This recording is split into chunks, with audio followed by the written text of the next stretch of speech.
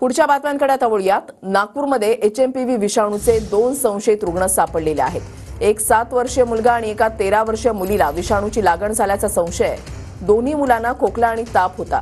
दोन्ही लहान मुलं उपचारानंतर बरे झाल्याची माहिती आहे। नागपूरमध्ये एचएमपीव्ही विषाणूचे 2 संशयित रुग्ण सापडल्याची माहिती मिळतेय। या दोन्ही मुलांना खोकला आणि ताप होता, मात्र आता ते बरे झालेले आहेत अशी देखील माहिती मिळतेय।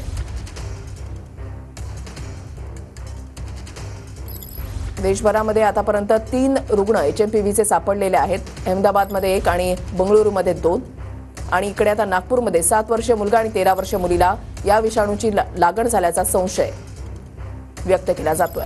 गजानन उमाटे आमचे प्रतिनिधी या संदर्भातली अधिक माहिती देतील। गजानन,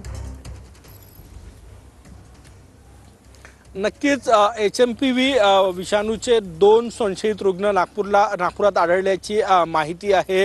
एक 7 वर्षीय मुलगा आणि 13 वर्षीय मुलगी या दोन्ही रुग्णांना सर्दी, खोकला आणि ताप होता। खासगी रुग्णालयात त्यांच्यावर उपचार करण्यात आले आणि त्यानंतर ते बरे झाले। त्यांना ॲडमिट करण्याची गरज भासली नाही आणि ते आता तंदुरुस्त आहेत, बरे आहेत असं रुग्णालयाच्या वतीनं सांगण्यात आलेलं आहे।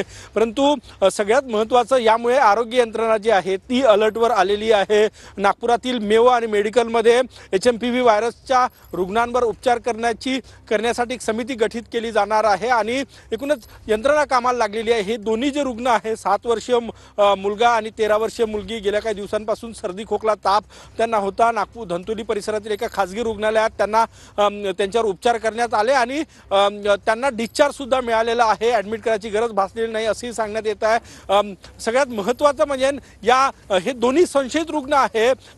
माझं नागपूरचे जे जिल्हा प्रशासन आहे त्यांच्याशी थोड्या वेळापूर्वी बोलणं झालं। त्यांनी सांगितलेलं आहे की संशयित रुग्ण आहे, बरे झालेले आहे, त्यांना ॲडमिट करायची गरज भासलेली नाही। परंतु या एचएमपीव्हीच्या 2 रुग्णांमुळे आरोग्य यंत्रणा जी आहे ती अलर्टवर आलेली आहे। बेंगळुरूमध्ये यापूर्वी एचएमपीव्हीचे रुग्ण जे आहे ते आढळून आलेले आहे आणि त्यानंतर आता नागपुरात 2 संशयित रुग्ण जे आहे ते या ठिकाणी आढळून आलेले आहे। आता जिल्हा प्रशासन आणि आरोग्य यंत्रणा नेमकी काय उपाययोजना करतात, कारण की कोरोनाच्या वेळेसही मोठा हाहाकार माजला होता आणि एचएमपीव्हीच्या या रुग्णांमुळे पुन्हा एकदा कोरोनाची जी थरारक आठवण आहे ती पुन्हा ताजी झालेली आहे। त्यामुळे आरोग्य यंत्रणा संपूर्ण अलर्टवर आहे आणि उपाययोजना करण्यासाठी रणनीती जी आहे ती आखली जात आहे। दोन्ही जे नागपुरातील 2 मोठे रुग्णालय आहे, सरकारी रुग्णालय मेयो आणि मेडिकल, यामध्ये एक समिती गठीत केली जाणार आहे की या एचएमपीव्हीच्या रुग्णांवर नेमका उपचार कुठल्या दिशेने करायचा, काय उपचार पद्धती असायला पाहिजे आणि राज्यातही अशा प्रकारच्या रुग्णांवर कशा प्रकारे उपचार असायला पाहिजे त्याचीही उपचार पद्धतीबाबत एक समिती जी आहे ती रुग्णालय स्तरावर गठीत केली जाणार आहे आणि अलर्टवर आहे यंत्रणा। नक्कीच धन्यवाद गजानन दिलेल्या सविस्तर माहितीसाठी। सरकार अतिशय अलर्ट मोडमध्ये आहे। पूर्वीचा कोरोनाचा इम्पॅक्ट बघता या संदर्भामध्ये जे काही आवश्यक उपाययोजना आहे ते करण्यात येईल। कोणाला हायकोर्टात याचिका दाखल करण्यात त्याचा वैयक्तिक अधिकार आहे, परंतु कुणी याचिका दाखल करो की न करो, सरकार या संदर्भामध्ये अतिशय गांभीर्याने आवश्यक ते उपाययोजनांची काळजी